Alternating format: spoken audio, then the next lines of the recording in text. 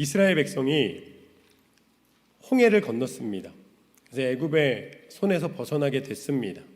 쫓아오던 군대도 하나님이 다 물리쳐 주셨습니다. 너무 기뻤습니다. 그래서 모세의 누나였던 미리암이 찬양을 드립니다. 그 찬양 내용이 바로 그 위에 있는 내용인데요. 21절에 보면은 너희는 여호와를 찬송하라. 그는 높고 영화로우시며 말과 그 탄 자를 바다에 던지셨음이로다.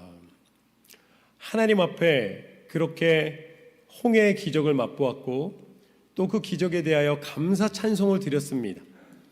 그러면 사실은 그 뒤에 기다리는 게 뭐여야지 됩니까? 믿음의 기적과 믿음의 감사의 고백을 드렸으니까 탄탄대로가 이제 있어야 될 텐데 그 다음 장면은 바로 사막이었습니다. 눈앞에 깜깜한 상황인 것이죠. 거기에다가 오늘 말씀에 보면 23절에 보면 마라에 이르렀더니 그곳 물이 있어서 마시지 못하겠으므로 그 이름을 마라라 하였더라. 마라는 히브리 말로 쓰다라는 의미입니다. 아마 많이 들으셨을 텐데요. 물이 쓰다라는 것은 먹을 수 없는 물이라는 것이죠. 사막에서 먹을 수 없는 물밖에 없으니 이제는 꼼짝없이 죽을 수밖에 없는 상황 속에 놓인 것입니다. 그러니까 내가 기대하는 상황과 전혀 다른 상황이 벌어진 그곳을 마라, 바로 쓴물이라고 부르고 있는 것이죠. 우리 인생의 이 현장 속에서도 얼마나 많은 순간 마라의 그 쓴물에 경험을 하게 되는지 모릅니다. 내가 그래도 믿음으로 살아가고 있다라고, 이때쯤 되면 그래도 하나님이 내가 예배드리는 것, 내가 기도하는 것 하나님이 좀 들어주실 만도 한데 오히려 축복은커녕 내 눈앞에 질병과 때로는 여러 가지 실패와 또 여러 가지 문제와 어려움들이 눈앞에 놓이게 되는 경우가 많이 있습니다. 쓴뿌리와 같이, 쓴물과 같이 인생에 기대하지 않았던 난관에 부딪히게 된다는 이야기입니다. 그래서 그러한 상황 속에서 이제 우리는 선택을 하게 됩니다. 24절 말씀을 보면 백성이 모세에게 원망하여 이르되 우리가 무엇을 마실까 하매. 이것은 아주 당연한 반응입니다. 아니 차라리 우리를 노예로 내버려 뒀으면 먹을 걱정은 없었는데 일만 열심히 하고 꾀만 안 부리면 먹는 거는 사는 거는 걱정이 없었는데 이제는 아예 생존 자체가 위험해졌기 때문에 살 수 있을까라는 근본적인 고민까지 생겼으니 이제 어떡하냐고 이제 원망의 소리, 불평의 소리, 좌절의 소리가 그들의 마음에 가득했고 그의 입술에 터져나오기 시작했습니다. 이건 아주 당연한 이 결과입니다. 일반적으로 사람들이 상황에 어려울 때 누구 탓할 수도 없는 게 누구나 다 어려움이 다가오면은 두려움이 임하고 원망이 임하고 불평이 임하게 되는 것이죠. 그런데 오늘 이들이 걸어가는 그 출애굽의 40년의 긴 여정을 보면 바로 그 첫 출발 지점에서 그들이 겪고 있는 상황입니다. 그렇게 노예 생활을 오래 했음에도 불구하고 그때도 그렇게 부르짖으며 기도하는 시간이 있었지만 그럼에도 불구하고 막상 광야에 들어서니까 그들이 상황에 눌려서 그것을 견딜 수가 없었고 그들은 원망의 소리를 사람을 향하여 모세를 향하여 원망의 소리를 발하기 시작합니다. 그런데 25절 말씀을 보면 이렇게 나와 있습니다. 모세가 여호와께 부르짖었더니 여호와께서 그에게 한 나무를 가리키시니 그가 물에 던지니 물이 달게 되었더라. 할렐루야. 모세는 그 어려움 앞에서 하나님 앞에 부르짖었습니다. 하나님 앞에 기도하였습니다. 그래도 모세는 먼저 그 광야길을 지나서 미디안 땅에 가서 심한 고뇌의 시간을 보냈습니다. 그 고뇌의 끝에 하나님이 만나 주셨고 그 40년이라는 세월이 지난 후에 하나님이 민족의 리더로 세워주셔서 이렇게 가나안 땅으로 이끌어올 수가 있었습니다. 어찌 보면은 이스라엘 백성이 가야 하는 길을 먼저 걸어갔기에 그가 리더가 될 수 있었고, 그가 리더이었기에 하나님이 기대하시는 것을 행하고 있습니다. 그게 무엇이었는가? 하나님께 기도하는 모세의 고백이었습니다. 이것이 오늘 말씀의 첫 번째 교훈입니다. 믿음의 기도를 드리라. 하나님의 가정이 그 쓴물 앞에서, 그 어려움 앞에서, 현실적으로 도저히 길이 보이지 않는 상황 속에서 그 속에 길을 만날 수 있고 해결을 할 수 있는 유일한 길은 기도인 줄로 믿습니다. 하나님은 우리가 기도하기를 원하십니다. 이걸 다르게 표현하겠습니다. 기도할 수 있는 기회를 주십니다. 하나님은 우리의 가정이 세상의 방법으로 세워지기를 원하지 않으시고 하나님의 방법으로 견고히 서기를 원하십니다. 그 증거가 바로 그 뒤에 나옵니다. 25절 후반부를 제가 안 읽었는데요, 그 부분을 읽으면 거기서 여호와께서 그들을 위하여 법도와 율례를 정하시고 그들을 시험하실세. 지금 마라의 쓴물이 단물이 돼서 그나마 이 생명을 다시 유지할 수 있는 상황에 놓이게 되었습니다. 그런데 그렇게 좀 기쁨을 누리자마자 그 장면과 동시에 나오는 게 뭐냐면 법도와 율례를 정하셨다. 그럼 법도와 율례가 무엇이냐? 우리가 알고 있는 이스라엘 백성의 법례는 출애굽기 20장에 모세가 시내산에 올라가서 하나님으로부터 그 돌판에 십계명을 새김을 받으면서 율법과 규례를 받게 됩니다. 근데 그게 맨 처음이라고 생각하는데 그게 아니라 그것을 하나님이 이미 준비시켜 주시는 장면이 바로 15장입니다. 하나님의 법도가 어디에 세워졌습니까? 라고 묻는다면 대부분 십계명을 이야기하는데 이 15장에 나와 있는 마라의 쓴물 장면이 먼저입니다. 이때 하나님이 법도와 규례를 정해 주십니다. 그런데 법은 무엇이냐? 법은 우리가 미국에 살면 어디 법을 따르죠? 미국 법을 따릅니다. 내가 아무리 한국 사람이라도 미국에 살면 미국 법을 따라야 돼요.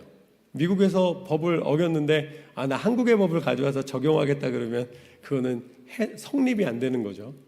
그래서 저 여기서 이제 시민권을 받았어요. 그래서 이제 미국 시민이 됐으니까 한국에 가가지고서는 한국에서 뭐 교통을 어겼든지 어떤 법을 어겼어요. 그러면은 한국에 가면 어디 법을 따라야 됩니까? 나 미국 사람이에요. 이렇게 해도 소용이 없어요. 아무리 시민권을 받고 한국을 가도 한국 땅을 밟는 순간 한국 법을 따라야 합니다. 하나님의 법도와 율례가 당신의 백성에게 허락되었다는 것은 하나님이 당신의 나라 백성 삼아 주시겠다는 약속입니다.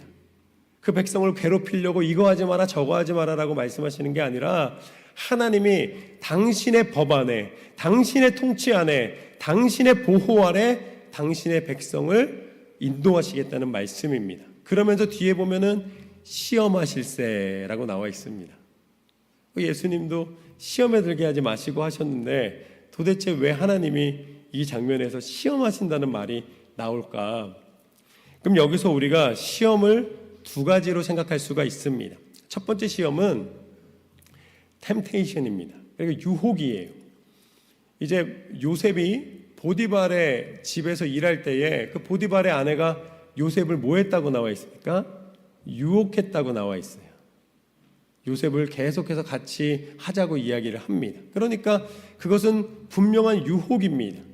그러니까 유혹은 사단이 개입해서 하나님이 원하시는 길에서 벗어나게 만드는 것입니다. 그것은 근본적으로 그렇습니다. 에덴 동산에서 하와가 사단의 유혹을 받았을 때에 하나님이 먹지 말라는 선악과가 먹음직도 하고 보암직도 하고 먹음직도 해서 그것을 따서 먹는 것으로 하나님 앞에 불순종하고 하나님을 떠나는 순간 인간의 이 삶에 죄가 들어오게 된 것이죠. 그러니까 우리가 시험이라는 단어에는 유혹이라는 것이 있습니다. 그것은 하나님의 길에서 벗어나 사단에게 넘어지는 걸 의미하는 것이죠.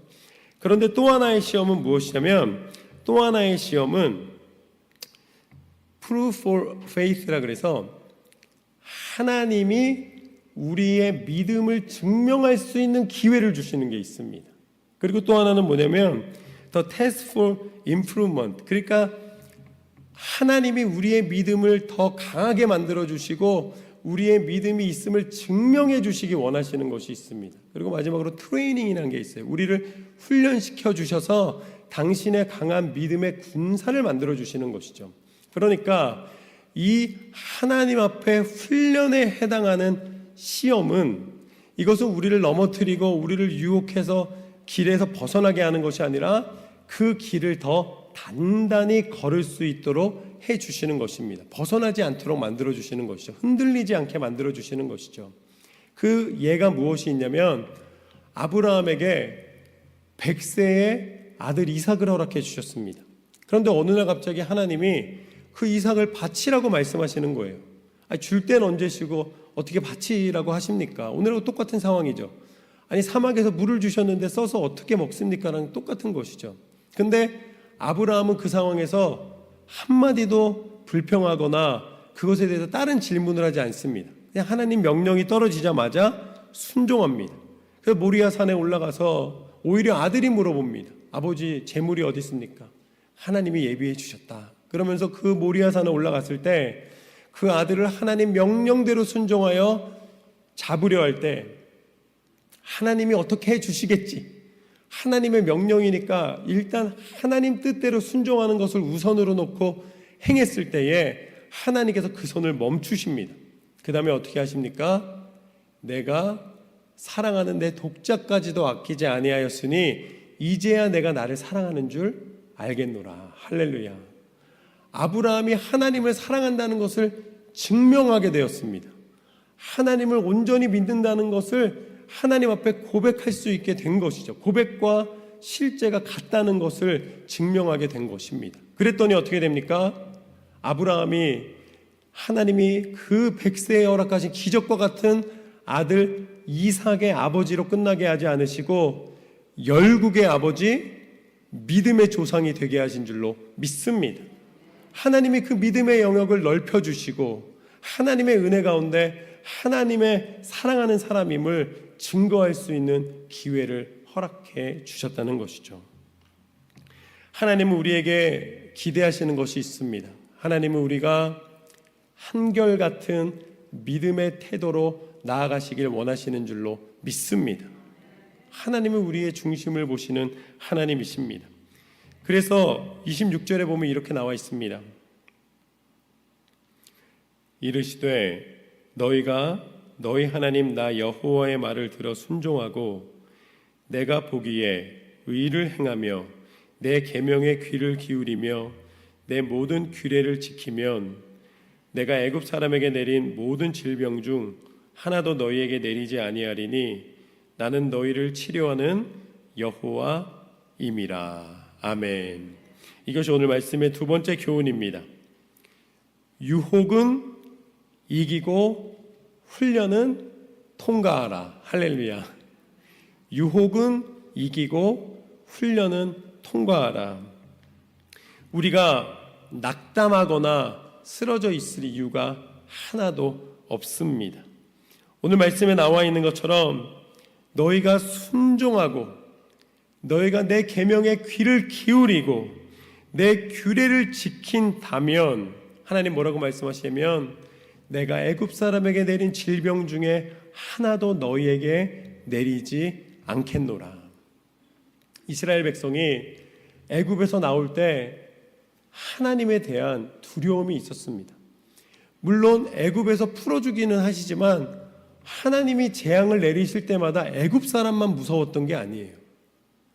강이 피로 변하고 온 땅이 메뚜기 떼와 파리 떼와 개구리 떼로 덮이고 또 여러 가지 문제들이 발생하였을 때에 그때 이스라엘 백성도 동일하게 그걸 보고 있었습니다. 물론 하나님이 나를 위하여 해주신다고는 하지만 그러한 모든 것을 볼 때에 이스라엘 백성 가운데 하나님에 대한 그 무서움과 두려움이 있었을 것입니다. 그런데 하나님 뭐라고 말씀하시는가?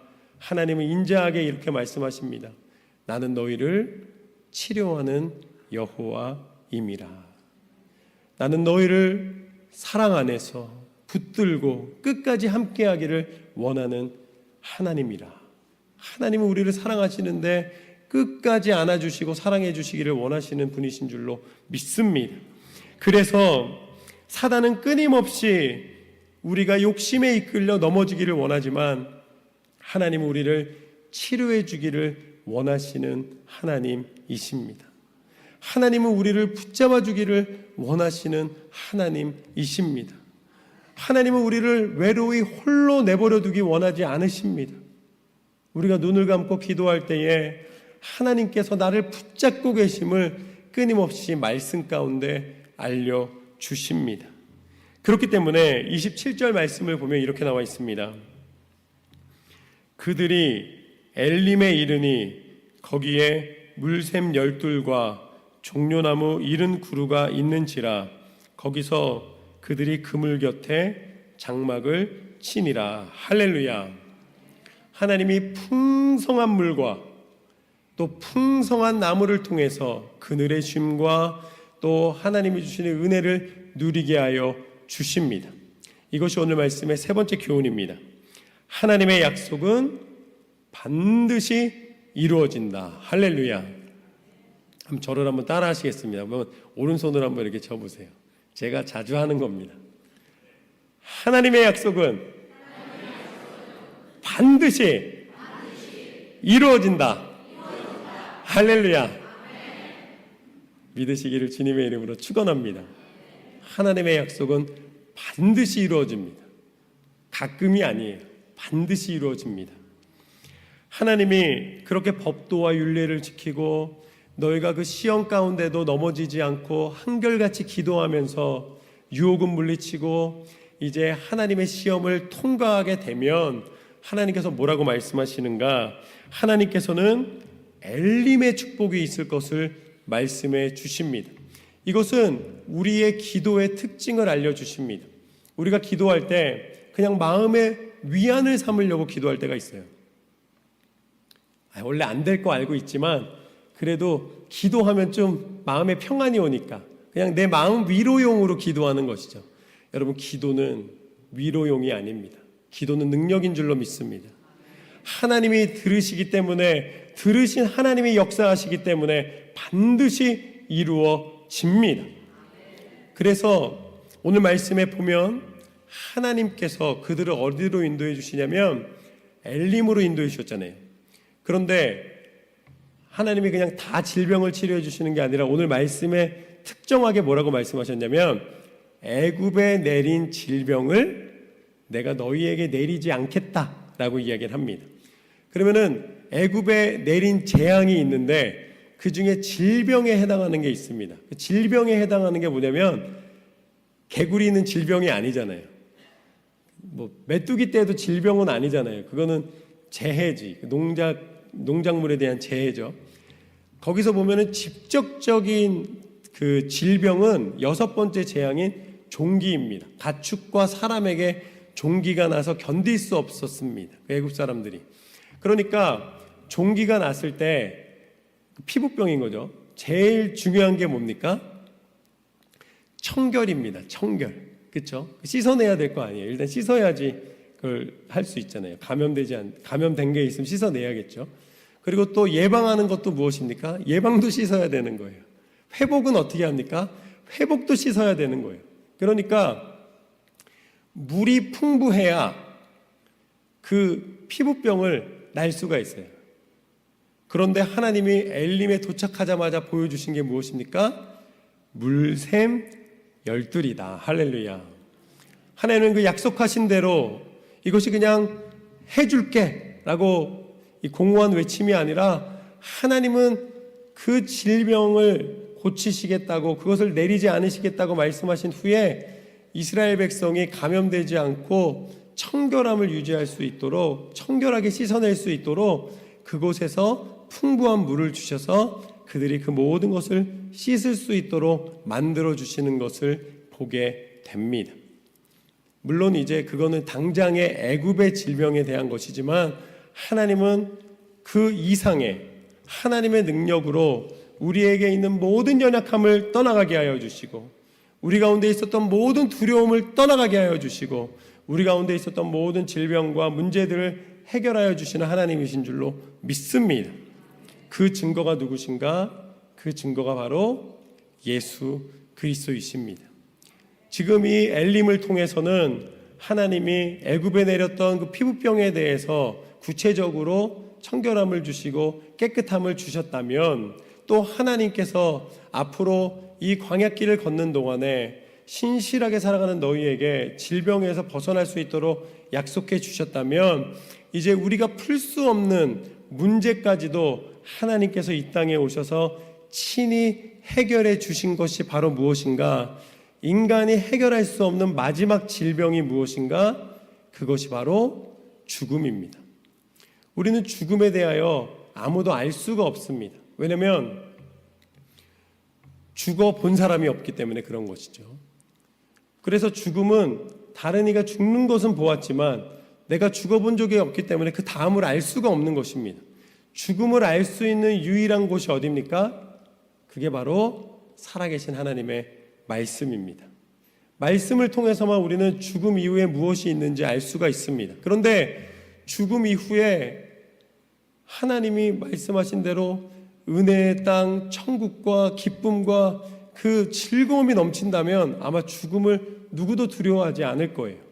그러니까 믿는 자에게는 죽음이 두려움의 대상이 아니라 죽음은 통과의 대상이 되는 것이죠. 통과할 시험이 되는 것입니다. 하나님의 손에 있을 때에. 그래서 요한복음 3장 16절과 17절 말씀을 보면 예수님께서는 이렇게 말씀하셨습니다. 하나님이 세상을 이처럼 사랑하사 독생자를 주셨으니 이는 그를 믿는 자마다 멸망하지 않고 영생을 얻게 하려 하심이라. 하나님이 그 아들을 세상에 보내신 것은 세상을 심판하려 하심이 아니요 그로 말미암아 세상이 구원을 받게 하려 하심이라. 우리가 예수 그리스도 이름의 권세로 말미암아 우리의 육신의 길은 결국은 죽음이라는 것을 통과해야 되지만 하나님이 예비하신 영원한 생명, 하나님의 나라의 그 은혜가 우리 가운데 이미 허락된 줄로 믿습니다. 그것이 우리 가운데 반드시 이루시는 약속입니다. 그것을 위해 예수님이 이 땅 가운데 오셨고 십자가에 달려 죽기까지 우리에 대한 사랑을 포기하지 않으셨고, 우리가 천국에 들어가지 못하는 죄의 문제를 당신이 담당해 주셨고, 예수님의 이름을 믿음으로 말미암아 이제는 죄로 말미암아 지옥 가는 인생이 아니라 예수님을 믿음으로 말미암아 마지막 때에 예수님 오시는 그날에 부활의 몸을 힘입고 하나님 나라에 들어가는 하나님 나라 백성 삼아 주신 줄로 믿습니다. 이것은 우리 가운데 이미 허락된 약속입니다. 이 약속으로 말미암아 우리는 날마다 소망을 잃지 않고 살아갈 수 있는 줄로 믿습니다. 우리 인생에 아무리 어렵고 힘든 일이 있다 할지라도 우리의 마지막, 우리의 갈 곳, 우리에게 예비된 곳은 하나님의 천국임을 믿으시기를 주님의 이름으로 축원합니다. 오늘 말씀을 통해 우리는 세 가지의 은혜를 나누었습니다. 첫 번째, 믿음의 기도를 드리라. 믿음의 기도를 드리라. 두 번째, 유혹은 이기고 훈련은 통과하라. 마지막으로 세 번째, 하나님의 약속은 반드시 이루어진다. 하나님이 세우신 믿음의 가정이 기도로 그 약속 붙잡고 말씀으로 승리하시기를 주님의 이름으로 축원합니다.